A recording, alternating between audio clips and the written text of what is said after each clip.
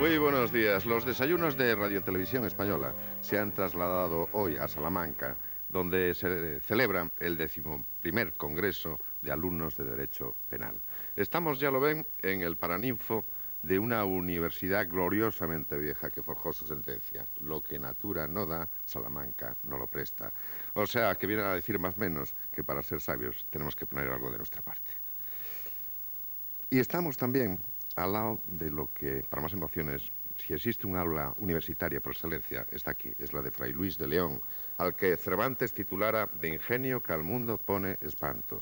Lo que sí aportó fue claridad, armonía y dulzura para serenar un mundo que muchas veces es pasión y lucha. De esos espantos hablan insignes penalistas en estas aulas, de espantos recientes como son la criminalidad organizada, delitos contra el medio ambiente, de narcotráfico internacional, de crímenes contra la humanidad o de desaparecidos en dictaduras militares. De todo ello vamos a hablar hoy, pero para empezar, y a la espera de la decisión de la Cámara de los Lores británicos, vemos que el caso Pinochet tiene importantes implicaciones en lo que es el derecho penal internacional, es decir, que ha planteado numerosos problemas jurídico-políticos. Y por ahí comenzamos con un auténtico experto, don Eduardo Freiler. Usted es fiscal federal de Buenos Aires. Vamos a ver, Pinochet está detenido en Londres. En Argentina ustedes han procesado a 8 jefes de la dictadura militar. ¿Qué está ocurriendo? ¿Se acabó la impunidad para genocidas y dictadores? Bueno, sería de esperar que así sea, ¿no? Pero de todas maneras creo que el camino es muy lento, el camino de toma de conciencia por parte de los pueblos, de los juristas, de los gobiernos, para tratar de imponer un sistema jurídico en el cual se pueda asegurar que todo este tipo de crímenes no se cometan más. Hay denuncias de desaparecidos en 126 países del mundo, por lo tanto podríamos hablar no solo de Argentina y de Chile, que es evidente. O sea, el robo de niños o bebés, de lo cual usted se ocupa en Argentina, es uno de los aspectos más aberrantes quizá de todas esas represiones, ¿no? ¿Cómo consiguen volver a encontrar a niños y a bebés desaparecidos hace muchos años durante las dictaduras, cuando las dictaduras lo que tratan fundamentalmente es de no dejar rastro nunca? Sí, exactamente. Bueno, el poder conseguir nuevos casos de niños o de personas que tienen la identidad sustituida se debe en gran parte al trabajo fecundo que hacen las organizaciones de derechos humanos, en este caso especialmente las de abuelas de Plaza de Mayo, que vienen bregando incesantemente para poder conseguir el destino y localizar a sus nietos. Fundamentalmente estas organizaciones son las que tienen que llevan adelante la gran tarea de poder encontrar a sus nietos. Desde el punto de vista de la justicia, tratamos de adecuar ese tipo de búsqueda desde un punto de vista legal y jurídico, pero la labor fundamental creo que se debe a la Asociación de Abuelas de Plaza de Mayo. Sí, pero ya sabe usted que muchas veces gente que era detenida y secuestrada por los militares estaban embarazadas y daban a luz y no figuraba en ningún papel, es decir, no figuraban como hijos de esa señora que había dado la luz. Sí, sí. ¿Cómo seguir ese rastro, por ejemplo?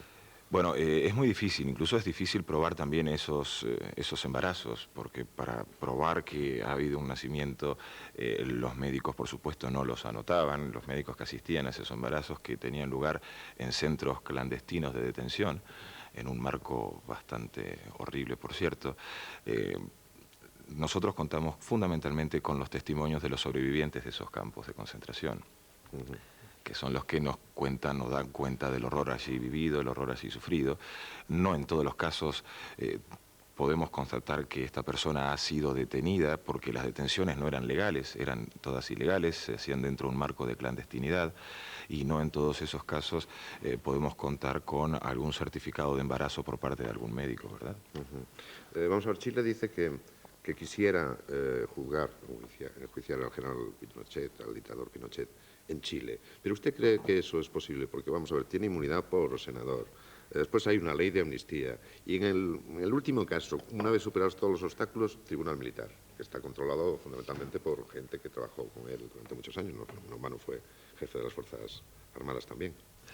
Sí, evidentemente esto de tener fueros personales creo que está un poco reñido con la buena apreciación de un Estado igualitario de derecho.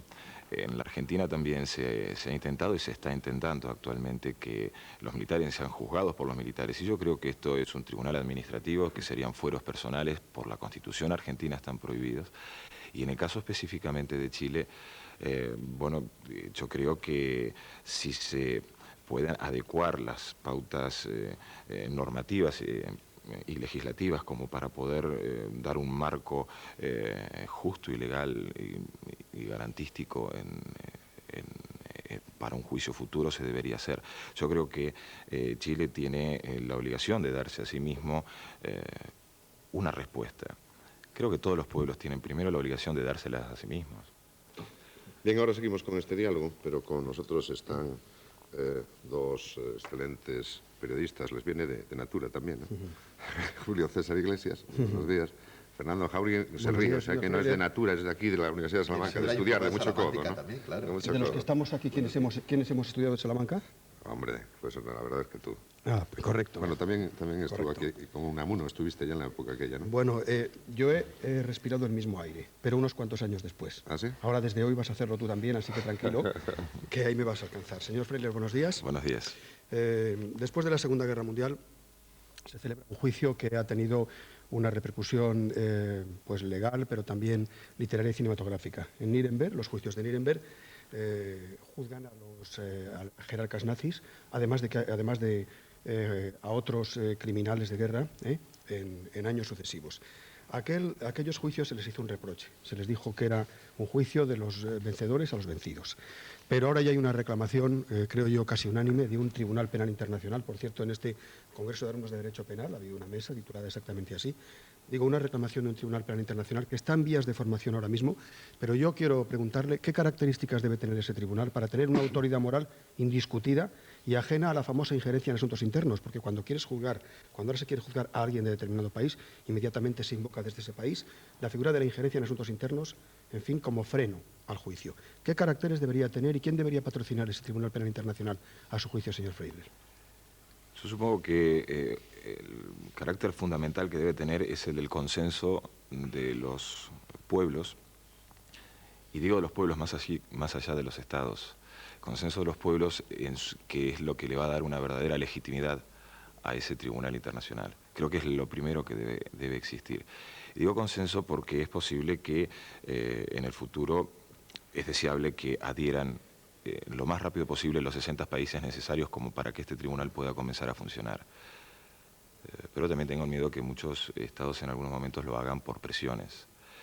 Creo que el consenso es lo que le va a dar la legitimidad necesaria para que las decisiones de ese tribunal sean acatadas y que realmente, bueno, se pueda realizar el derecho penal desde allí. Ya, pero, señor Freiler, lo que ocurre es que, vamos a hablar claramente, si a usted le parece bien, ¿qué gran país, cuál es el país, cuál es la superpotencia? Pues solo hay una superpotencia en estos momentos que realmente está impidiendo la creación de ese Tribunal Penal Internacional.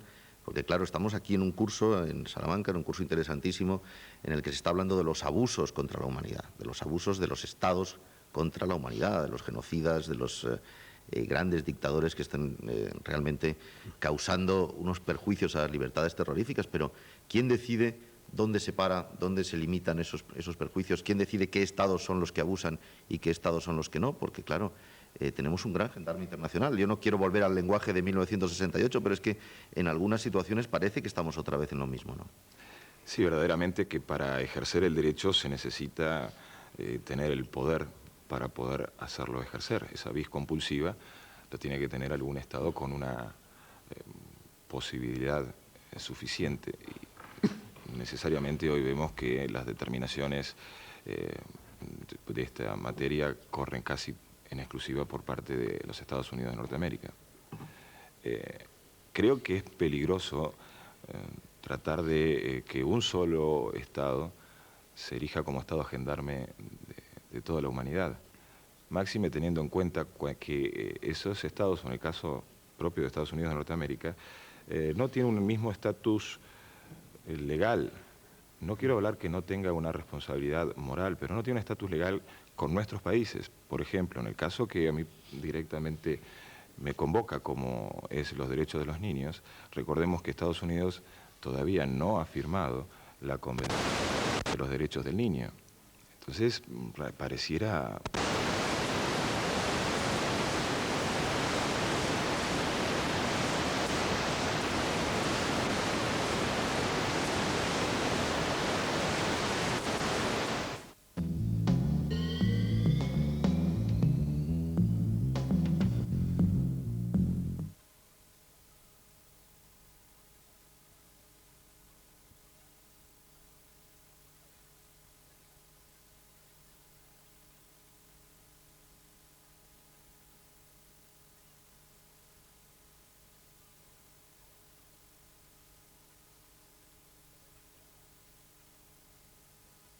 Aparte que sigamos ahora con Estados Unidos, yo le preguntaría, en todo conflicto, en toda guerra, hay vencedores y vencidos. ¿Un tribunal penal internacional iba a juzgar a los vencedores? No lo sé, creo que si se consigue un consenso, no sería del todo ilógico pensarlo. Hay un caso, en la Argentina, en el año 1985 se llevó adelante un juicio contra la junta de excomandantes que gobernaron el país durante el gobierno militar de facto que comenzó en el año 1976. Más allá de los aciertos u errores que haya podido tener ese juicio fue hecho en la democracia contra los ganadores quienes habían tomado el poder por la fuerza en el año 1976. O sea, creo que si un país como Argentina pudo hacerlo, creo que no sería ilógico pensar que también lo pueda llegar a hacer un tribunal internacional. Sí, pero en el mismo momento de que está ocurriendo, cuando hay una dictadura militar en Argentina, por ejemplo. Bueno, claro. Eso es distinto, claro. Claro, ya realmente no existe dictadura militar. ahí vamos a tener otros problemas de tratar de determinar, bueno, cuál es la injerencia, si se puede no oponer el principio de la no intervención en los estados por razones humanitarias. Entonces, decir, bueno, aquí sí se debe intervenir o no. Por supuesto que el derecho penal sería muy importante que, antes que reparar los daños, trate de evitarlos. Señor fiscal, ¿vio la película de Polanski, La muerte y la doncella? No, No la he vio. visto. La protagonizan Sigourney Weaver y Ben Kingsley y habla de un caso de torturas. Es una torturada que termina reconociendo a un torturador. Habla de la dictadura argentina.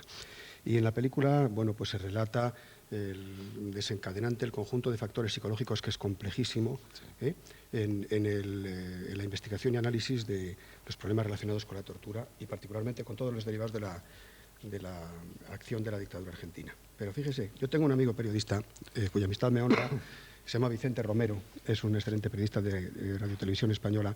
Recientemente recibió un premio en los Estados Unidos como consecuencia de un estupendo reportaje hecho sobre la dictadura argentina y sus efectos precisamente en los niños. Y a mí un día me planteó el siguiente problema que yo le traslado. Resulta que estaba investigando él que había sido de los niños secuestrados a edad temprana, a los que estábamos mencionando hace unos minutos. Y me dijo lo siguiente.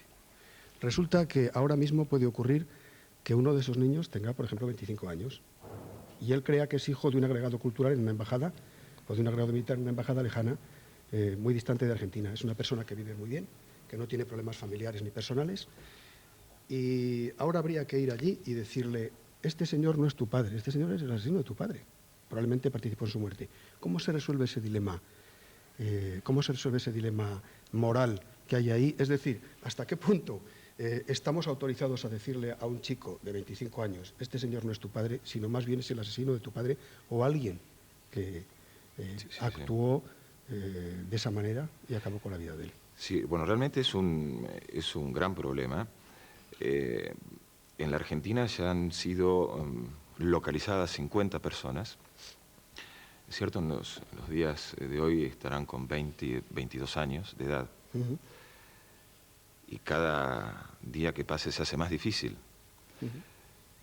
Quizás las primeras localizaciones han sido más traumáticas porque quizás no se contaba con todo el apoyo logístico necesario, con cuerpos de psicólogos, asistentes sociales y demás que puedan hacer ese conocimiento de una manera menos traumática.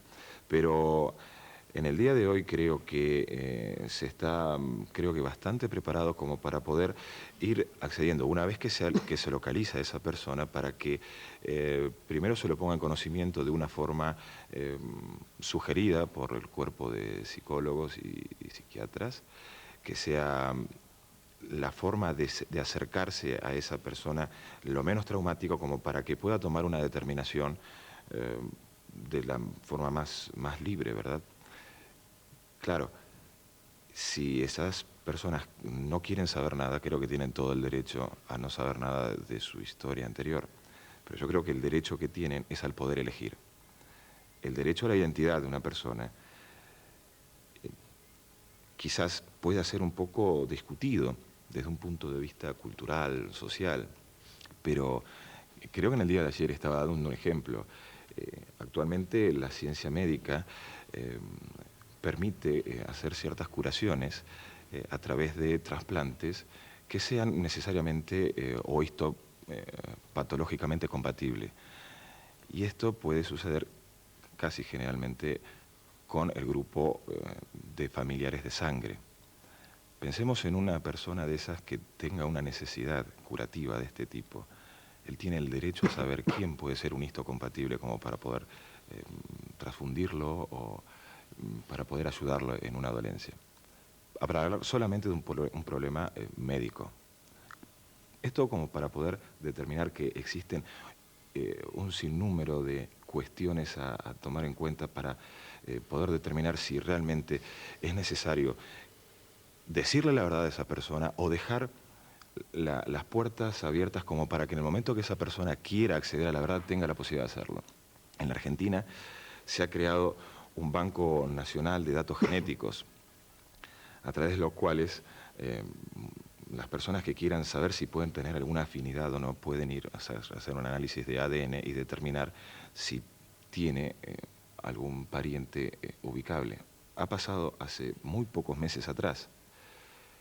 Una joven de 22 años, que sabía que era hija de desaparecidos, pero no sabía quiénes eran los padres. Y la búsqueda empezó por parte de ella misma, que quería conocer su historia.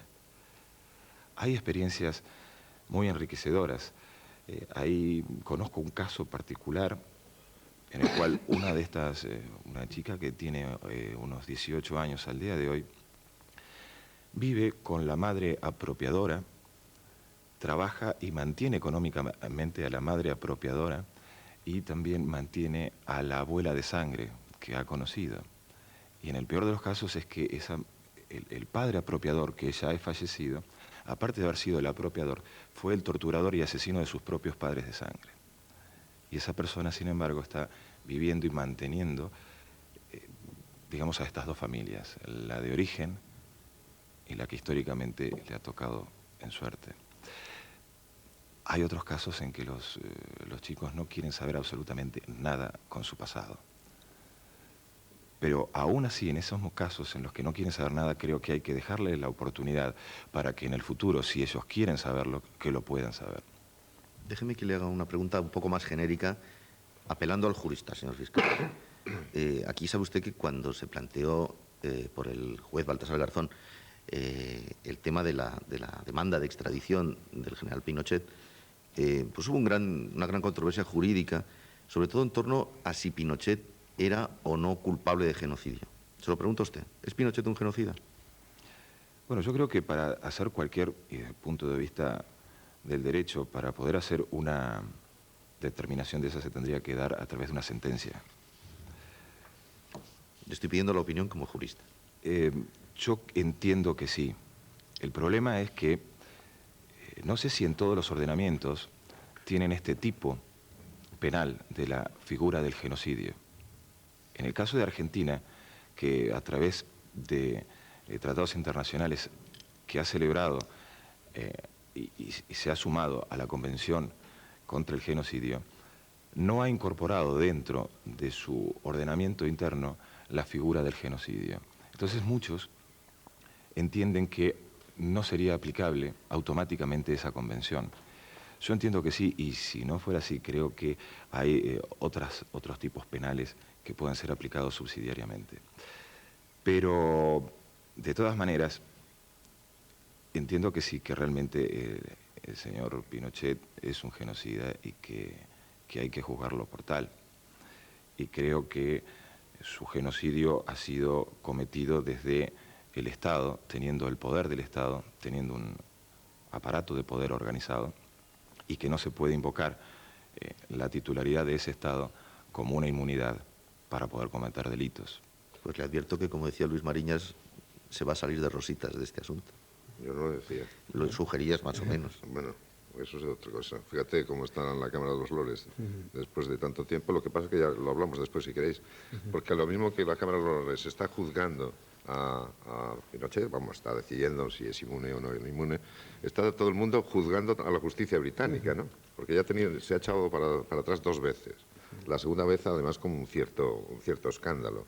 Con lo cual da la impresión, cierta impresión de que la justicia británica, que decíamos que era el que mejor funcionaba del mundo y tal, es una especie de lotería, ¿no? Que puede depender en determinado momento de la posición política o ideológica de un juez determinado. Es decir, que en estos momentos la justicia británica también se está jugando mucho ante los ojos del mundo, ¿no? Sí, seguramente se está juzgando, todo el mundo está esperando a ver cuál va a ser su decisión. Yo espero que la decisión de la justicia británica sea la de reconocerle soberanía al pueblo y no a un detentador de poder, sobre texto del Estado. Porque aquí se habla mucho de la soberanía de los estados. Creo que se olvida realmente que la soberanía es del pueblo, que vive bajo un estado determinado, dentro de un estado determinado. Si se pone el acento en ese punto, creo que se podrían llegar a sortear bastantes incomodidades jurídicas o legales. Hay un axioma previo a cualquier cosa, que es ese que dice: no hay política internacional sino intereses internacionales. Pinochet fue en determinado momento amigo, precisamente en la época de la Guerra de las Malvinas, que supongo de la que tiene usted una memoria reciente, señor fiscal, ¿no? Y el príncipe Carlos también tiene, claro. lo acaba de decir ahí, organizado. Sí, naturalmente. Una buena en Argentina. Sí, ha organizado una buena. El príncipe Andrés estuvo allí, creo recordar. El príncipe Andrés estuvo con una unidad de helicópteros Sea Harrier, según digo Sea Harrier. No recuerdo la marca del helicóptero, pero los Sea Harrier participaron en la Guerra de las Malvinas con toda seguridad. Si lo dices, soy seguro. Señor fiscal, el país del que estamos hablando, es decir, el Reino Unido, tiene una tradición institucional ya muy antigua. Bueno, pues esto pasa en el Reino Unido. No ocurre, todo conduce al Tribunal Penal Internacional, pero primero habrá que establecer unos tipos penales que sean objetivos. Es decir, ¿qué es genocidio, desde cuándo es genocidio y desde cuándo no? A partir de cuándo no. Y luego ya se sabrá si se tiene derecho a juzgar o no. ¿Hay un establecimiento en el derecho internacional de tipos penales que puedan ser homologados en todos los países, o habría que empezar por ahí? Yo creo que principalmente hay algunos tipos que pueden ser homologados. El gran problema que siempre se suscita es en la interpretación y en el saber qué es, por ejemplo, genocidio. ¿Cómo definimos el genocidio? Se discute ampliamente, hasta la misma convención que se ha llegado sobre el delito de genocidio. Los juristas siguen discutiendo realmente cuál es el verdadero alcance del concepto de genocidio. Y hay problemas puntuales y específicos que son aquellos, es decir, si un delito se ha cometido, ¿es un delito político o no? ¿Qué se entiende por un delito político? Por lo que, creo que esto es un gran problema para la comunidad jurídica, el poder determinar claramente cuáles son los alcances de un tipo penal determinado. Pero creo que sí se debería pensar por ahí. Déjame que le haga otra pregunta genérica, si es posible. Yo creo que en esta misma sala, antes discutíamos, Julio César y yo, si había sido en esta misma sala, agriamente, un gran intelectual español, que era Miguel de Unamuno, tuvo una terrible disputa con un militar fascista, que era el general Millán Astray, que le gritó a la cara: muera la inteligencia. Le gritó el militar a Unamuno, que por cierto falleció al mes más o menos. Yo creo que fue en esta misma sala donde se produjo aquel famoso incidente. ¿Hasta qué punto todavía los Millanes Astray que existen en Latinoamérica, porque existen, están secuestrando todavía la inteligencia del derecho en algunos países? Y me estoy hablando de Chile, concretamente. Sí, claro. O también de Argentina. Creo que ningún país queda fuera de esta práctica. Creo primero que tiene que haber un fuerte compromiso por parte de los intelectuales de cualquier campo, no solamente del derecho,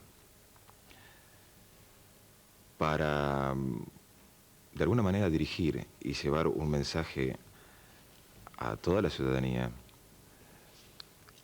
de esperanza y de tranquilidad, que con el derecho se puede lograr o se puede aspirar a un estado de bienestar. Quizás en los pueblos en los que nos toca vivir en Latinoamérica tenemos una tradición largamente caudillista y esperamos que todas los beneficios o las soluciones vengan por parte de alguna persona. Y de alguna manera esto puede ser peligroso porque al importar solamente la persona y no las ideas que conllevan o que va a poner en práctica, estamos descuidando el perfil intelectual de todo su equipo. Y pensamos que una persona como un Salvador,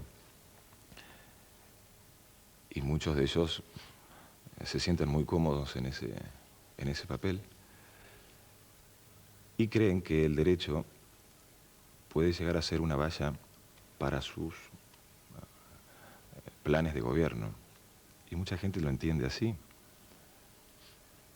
Creo que lo que hay que tratar es que todos los intelectuales, y más del campo del derecho, se acerque un poco más a la gente. Creo que también acá hay una culpa de los intelectuales del derecho. Sí, cuando la dictadura argentina llega después de la presidencia de Isabel Martínez de Perón, eso se decía en los periódicos días anteriores, ¿os acordáis vosotros, no?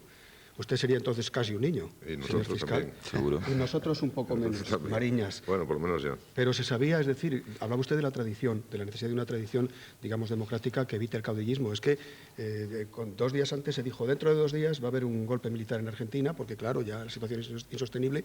Esa tradición todavía está muy arraigada en los países de Latinoamérica, ¿verdad, señor fiscal? Quiero decir, a pesar de que con los avances del tiempo parece que cada vez se democratiza más todo, todavía no se ha erradicado esa propensión, ¿verdad?, a pensar en que el caudillismo es una fórmula salvadora. Sí, creo que todavía es una constante, pero histórica, en nuestros países. Si bien se entiende que las democracias, por lo menos en la Argentina, es estable y esperemos que duradera, creo que hay también un gran componente cultural de caudillismo. Pero en esto creo que, por eso cuando usted dijo o hizo referencia a que muera la inteligencia, yo creo que hago... Bueno, la hice yo, no, la hizo Millán Astray. Perdón, verdaderamente. Creo que hay que hacer un llamado a todos los intelectuales. Incluso, no nos olvidemos que todo este tipo de intentonas golpistas o dictatoriales y demás llevan muchísima gente del derecho a apoyarlas y les dan fundamentos jurídicos, muchísima gente de la prensa a apoyarla y le dan un fundamento social. Por eso creo que no solamente desde el punto de vista del derecho, sino de toda la intelectualidad que se sume realmente a una cruzada. Y desde el punto de vista del derecho creo que tiene que acercarse más a la gente, tiene que haber un contacto, un diálogo, una comunión, para que la gente realmente vea que el derecho es el arma necesaria en un Estado democrático para poder solucionar sus problemas. Un momentito, nada más que una aclaración, porque Natura no falla, pero la técnica sí. Sí. Y estamos en la Universidad de Salamanca y se ha cortado durante un minuto o por el estilo el enlace que nos une a los servicios generales. Les pedimos disculpas. Y además me imagino que habrá sido alguna pregunta de Fernando. De Fernando, qué bueno casi es seguro. para cortar el enlace, Fernando. Bueno, estamos hablando de desaparecidos del Tribunal Penal Internacional. Esto confirma la y demás. existencia de la MUFA, de los gafes. Bueno, digo que estábamos hablando también del Tribunal Penal Internacional y decíamos que Estados Unidos se opone, ¿no?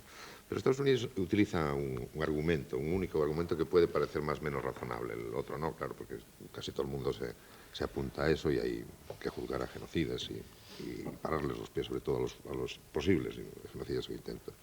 Entonces ponen un ejemplo, dice, por ejemplo, las fuerzas multinacionales autorizadas por la ONU entran en Irak o en el norte de Irak y entonces desde ese momento todos los militares, sean norteamericanos, británicos o de donde sean y tal, están bajo la jurisdicción de un tribunal penal internacional. Es decir, que cualquier exceso lo va a juzgar un tribunal penal internacional. Pero sin embargo, Saddam Hussein no, aunque pueda cometer delitos contra ese mismo pueblo. ¿Cómo se resuelve eso? Bueno, yo creo que la forma de poder proceder o cuál va a ser la jurisdicción que pueda ser aplicable al Tribunal Internacional, creo que se tiene que, insisto sobre el tema, se tiene que dar por consenso entre los países que van a conformar o que van a poder aplicar el derecho de ese Tribunal Internacional. Los fundamentos que pueda tener Estados Unidos para la no aplicabilidad creo que son razonables incluso. Creo que nadie que tiene el poder quiere estar sometido a la decisión de otra persona, ¿verdad? Si uno puede ser inmune y soberano per se, ¿por qué someterse a la decisión de cualquier otro tribunal? Máxime cuando muchas veces hasta incluso pueden llegar a pensar que no tienen una altura moral o intelectual suficiente como para poder juzgar a los propios imputados, si en ese caso fueran de Estados Unidos. Hay un ejemplo muy claro y reciente en la Argentina. Allí hay una causa que se lleva adelante contra una empresa multinacional con sede en Norteamérica, una empresa muy conocida de computación, o del mundo de la computación. Y se le está pidiendo a Estados Unidos que envíen 2 personas que son norteamericanas, que envíen a la Argentina para ser indagadas y sometidas a proceso. Y las respuestas siempre son negativas. Y la última respuesta dijo es que no confían en las garantías de los tribunales argentinos. Con total sinceridad lo dicen, y creo que esto pone un poco en evidencia cuáles son las verdaderas reglas de juego a nivel internacional de igualdad entre los diferentes estados. ¿Quién se arroga el derecho de decir, ¿no?, el sistema judicial de aquel país o aquel no me conviene, no quiero y no lo voy a aceptar? Entonces, creo que va a ser muy difícil la implementación de este Tribunal Internacional, pero bueno, creo que no imposible. Sí, porque además los intereses nacionales en Estados Unidos priman por encima de todo, por los intereses mundiales, ¿no? Porque, por ejemplo, a ver, ¿qué podría pasar si todas estas campañas contra la abolición de la pena de muerte llegase un día al debate a las Naciones Unidas y Naciones Unidas, o la mayor parte de los países de Naciones Unidas, decidiesen la abolición de la pena de muerte? Estados Unidos, como ya bien sabe, usted bien sabe, ha entrado dentro de su cultura casi judicial mantener la pena de muerte. ¿Qué pasaría? Sí. Bueno, yo creo que si siguen este status quo, creo que directamente no lo va a aplicar Estados Unidos. ¿Y qué pasaría con el tribunal? ¿Y cuál sería la sanción que se le daría a Estados Unidos? Pero fíjese, creo que ninguna. Supongamos que a algún ciudadano guatemalteco, por ejemplo, se le ocurre presentar una reclamación contra alguna potencia, Estados Unidos, por ejemplo, a la vista de lo que está ocurriendo, el descubrimiento de algunos documentos que inequívocamente vinculan, por ejemplo, a la CIA con un proceso de genocidio en Guatemala. Y eso sí que ha sido un genocidio, porque hay que ver las cosas que han pasado allí. ¿Eso cómo se podría, de alguna manera, implementar? ¿Cómo se podría concretar esa reclamación individual o de un juez, de un jurista? Porque al final, no olvidemos que lo que ha ocurrido con Pinochet ha sido, digamos, un empeño personal de un juez, muy discutido, por otra parte, aquí en España por algunas cosas, y supongo que discutidísimo en Chile y en Argentina ahora por otras, ¿no? Pero al final ha sido el empeño personal de un juez. Bueno, realmente si pudiera contestar esa pregunta, creo que sería un líder mundial de la paz, y creo que estoy muy lejos de serlo. Bueno, pretendemos fabricarlo. Creo que, de todas maneras, no me estropees el enlace.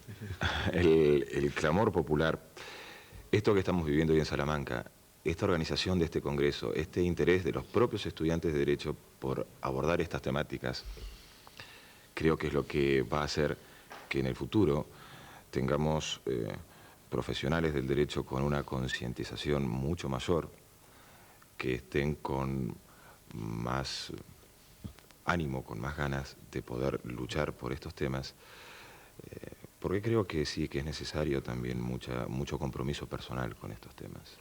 Señor fiscal, ¿cuándo se cerrará y, sobre todo, qué tiene que ocurrir para que se cierre la herida de la guerra sucia en Argentina? Que terminen todos los procesos, uno por uno, que sean juzgados todos los casos. ¿Qué debería ocurrir? Sí, bueno, primeramente entiendo que tienen que haber procesos judiciales no sé si el mismo proceso judicial puede borrar una herida. No sería yo quien lo tiene que decir, sino las personas que llevan ese dolor después de tanto tiempo, de haber perdido familiares, personas queridas. Creo que ellos deberían decir si es que se puede cerrar esas heridas. De todas maneras, creo que desde el derecho hay una obligación de hacer una aportación a eso, que es la necesidad de investigar todos los hechos, de luchar por el derecho a la verdad, de qué es lo que pasó, cuál ha sido el destino de los desaparecidos. Creo que todos los familiares tienen el derecho al duelo. Y luego de eso sí pienso entonces en un juicio. Y en el caso mío particular, antes que el juicio y la sentencia y la condena, yo pretendo de que cese de cometerse el delito de desaparición de aquellos menores, hoy personas de 20, 22, 23 años. Mi intención primera es que cese de cometerse ese delito. Y luego de eso sí, espero la condena de los culpables. En Chile ahora mismo se está dando un debate muy curioso y acalorado en el Congreso. Y además el debate es entre el Congreso, que parece que hay unanimidad en esta ley de la que le voy a hablar, y la calle. La calle dice que no. Y el proyecto de ley ofrece la más absoluta reserva individual a todos aquellos que aporten información sobre los desaparecidos. Un elemento muy importante para volver a encontrar a la gente, ¿no? Sí, en teoría, ¿no? Seguramente. Bueno, pues al mismo tiempo los familiares de los desaparecidos, 1.200 creo que siguen desaparecidos en estos momentos en Chile, los familiares de los desaparecidos rechazan este proyecto de ley porque además es que ofrece exime de responsabilidad penal a los que informan. Entonces, claro, ¿por qué digo que es curioso? Porque por un lado es la única manera de volver a encontrar a estos 1.200 desaparecidos, pero por otro lado parece una segunda ley de amnistía, ¿no me parece? Sí, no conozco en profundidad el proyecto, pero lo que sí es cierto que es muy difícil contestarle desde la dogmática jurídica al dolor. Es muy difícil. Ustedes lo van a poder ver en todos los lugares donde los familiares desaparecidos, a través de agrupaciones de derechos humanos y demás, tienen una posición totalmente contraria a casi cualquier tipo de buscar un camino a través del derecho para llegar a la verdad o a una sentencia. Es muy difícil que conforme cualquier, o tanto una actividad legislativa o una actividad de los tribunales del derecho. Es muy difícil que conforme, decía, porque evidentemente yo creo que para esas personas ni las más grandes de las condenas va a ser que sea suficiente. El dolor va a seguir estando, esas personas desaparecidas casi seguramente van a seguir estando desaparecidas y no van a volver a su seno familiar de origen. Entonces se hace muy difícil poder conformar desde un punto de vista legislativo o de un punto de vista jurídico del derecho las expectativas de los deudos. Creo que es totalmente entendible, pero bueno, la función de los hombres de derecho será tratar de encontrar un camino que sea, por lo menos si no el justo, que sea lo más justo posible para poder reparar esas heridas. Hombre, pero sea sería ahora, por ejemplo, de que las Naciones Unidas, cuyo funcionamiento en esto es, desde mi punto de vista, prácticamente lamentable, se puede decir así, arbitrasen algún sistema para que el derecho penal internacional de verdad funcionase, porque es que Pinochet solo empezaba a purgar sus culpas, y se puede decir así, 20 años después de lo que ocurrió en Chile. Los generales argentinos, pues más de lo mismo que le estoy diciendo. Asesinos internacionales como son Milosevic, Karadzic, son señores que están viviendo una existencia tranquilísima y casi dorada por encima de sus crímenes y todavía probablemente fomentándolos y cometiéndolos. Hombre, yo creo que el derecho, el largo brazo de la justicia no puede llegar 20 años después, cuando precisamente esos casos ya son absolutamente irreparables. Encuentre usted ahora 20 años después a los desaparecidos, Seguro. Busque usted las huellas de sus hijos, busque usted las huellas de sus familiares. Claro, yo creo que eso convendría arbitrar algún sistema urgente, por ejemplo, para que no pase en la ex Yugoslavia, no nos pase exactamente lo mismo que está pasando en Chile y en Argentina. Sí, estoy totalmente de acuerdo con eso, que hay que buscar herramientas como para que pueda llegar antes ese brazo largo de la justicia. De todas maneras, creo que se va adelantando en algún sentido y también creo que se le debe a las Naciones Unidas la posibilidad de conocer, por ejemplo, el horror de Guatemala, que si no fuera por estas agrupaciones, o sea, creo que es perfectible, se puede mejorar y que hay que pedir que se mejore, que se agilicen los mecanismos, que se engrasen esta gran maquinaria para que trabaje más acertadamente, más rápidamente. Pero de todas maneras me parece que son los elementos con los que contamos y me gustaría protegerlos de alguna manera este tipo de instituciones para bueno, que se mejoren a sí mismos, que tengan formas de depuración de sus mecanismos. Pero bueno, esos son los elementos con los que contamos. Por cierto que la sociedad chilena está muy dividida alrededor del caso Pinochet y así tenemos imágenes frecuentes de manifestaciones de signo contrario en la capital del Reino Unido, en Londres. Y le pregunto yo sobre la situación en Argentina respecto a la depuración de responsabilidades y, en fin, al establecimiento de la verdad final en la llamada guerra sucia. ¿Cuál es la percepción que tiene usted como fiscal de la sociedad argentina y de sus deseos de resolver la cuestión o de dejarla ahí? Bueno, si me tengo que basar en lo que aparece en los medios de comunicación, pareciera ser que el tema interesa mucho y que habría un gran clamor para que estos juicios sigan adelante y que se llegue a la verdad. Quiero entender eso. De todas maneras, no estoy seguro de cuál sería el grupo de población que sí apoyan estos juicios y quienes no.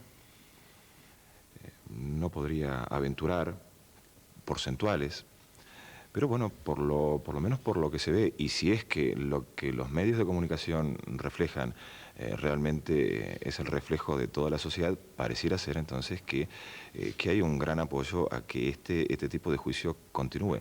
Fundamentalmente el tema de los niños desaparecidos.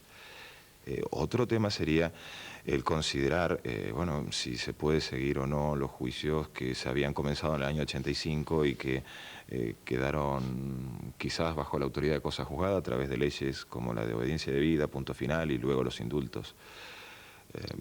Creo que ese sería otro tema y realmente no sé ni me puedo poner como representante del pueblo mío para decir, bueno, qué es lo que el pueblo quisiera hacer. El presidente argentino, por cierto, negó que pudiera darse con los militares o con los militares argentinos lo mismo que pasó con Pinochet, porque considera que ya son cosas juzgadas con los 8 militares que tienen en estos momentos ustedes procesados, entre ellos pues Videla, Masera y demás. Dice que ya es cosa juzgada, por lo tanto que no hay extradición posible. Y ya sabe usted que Garzón ha pedido también la extradición de 7 militares, me parece. Sí. Bueno, sí, es bastante conocida la posición del señor presidente en cuanto a que esto es cosa juzgada y es muy conocida su posición en cuanto a que tiende a intentar de poner un acuerdo de paz entre todos los argentinos a través de estos mecanismos.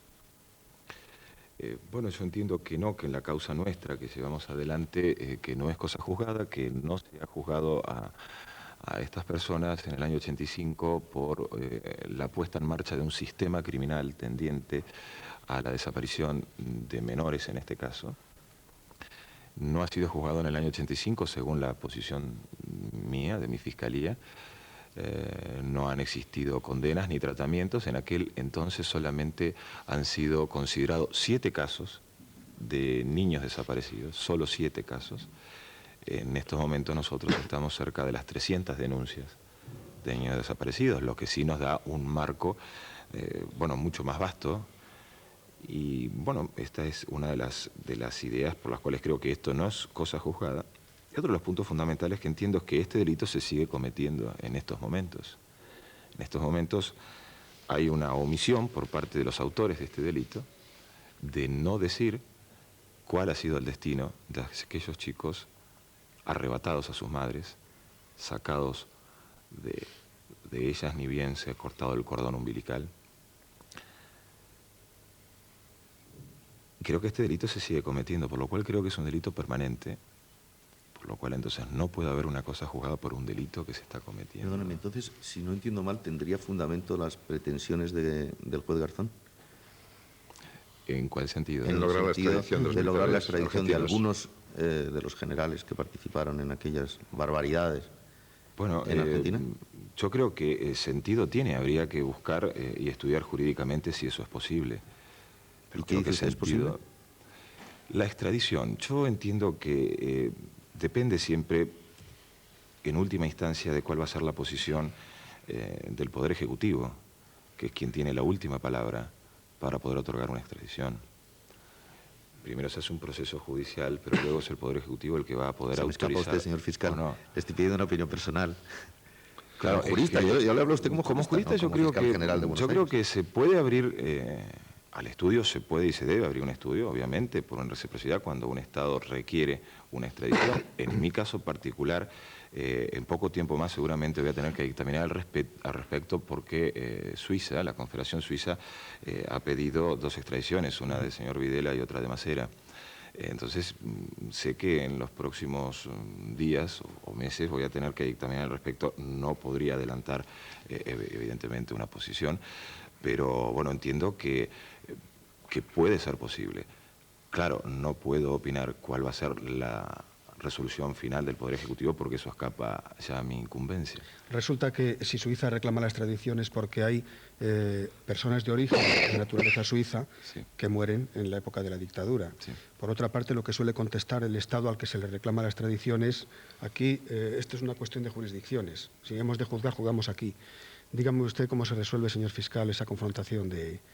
Bueno, hay mecanismos, en los mismos, en muchos casos hay convenios bilaterales de extradición entre 2 países, en el caso de Argentina con Suiza existe, en otros casos hay tratados internacionales o multilaterales, y en el caso de Argentina hay una ley que para tratar de salvar aquellos casos donde no exista una relación bilateral o un convenio previo bilateral, hay una ley de cooperación internacional en materia de asistencia penal. Bueno, en este caso, en esos mismos mecanismos están planteadas estas dificultades. Si se ha juzgado en la Argentina o si no se ha juzgado en la Argentina, es muy probablemente que si procede algún tipo de estas extradiciones, creo que previamente van a tener que terminar, por supuesto, los procesos que están en la Argentina para después sí poder entregarlo. Y quizás también tenga que terminar primero una condena, en el caso de que exista esa condena. Entonces, para la extradición creo que no hay que entrar a estudiar los temas de fondo. Los temas de fondo es si, bueno, cuál es la interpretación de un delito o cuál no es la interpretación del delito. Creo que se debe entregar. Argentina sí lo ha hecho, cuando, por ejemplo, en un caso quizás conocido por ustedes, que es el caso Pripke, Argentina ha entregado a Italia. El nazi. El criminal de guerra nazi por unos crímenes cometidos en Italia, conocidos por de las fosas argentinas. Argentina lo ha entregado, lo ha extraditado y ha hecho, creo que, caso omiso a algunos principios del derecho que dicen que, bueno, muy bien, se debe entregar siempre y cuando la ley por la cual se lo va a juzgar debe ser sancionada antes del hecho de la causa. En este caso, todos sabemos que las leyes son posteriores, como las que se ha juzgado desde Nuremberg. ¿Para qué?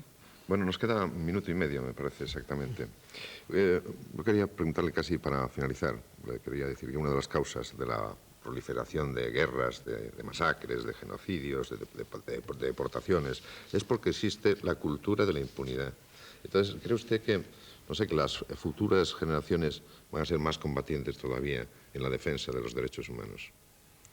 Creo que sí. Creo que después de estar en este congreso y ver más de 2.000 alumnos siguiendo con tanta atención y pasión todos estos temas del derecho, realmente a mí me hace creer que los próximos profesionales o los profesionales del 2000 van a estar mucho más concientizados de lo que somos nosotros.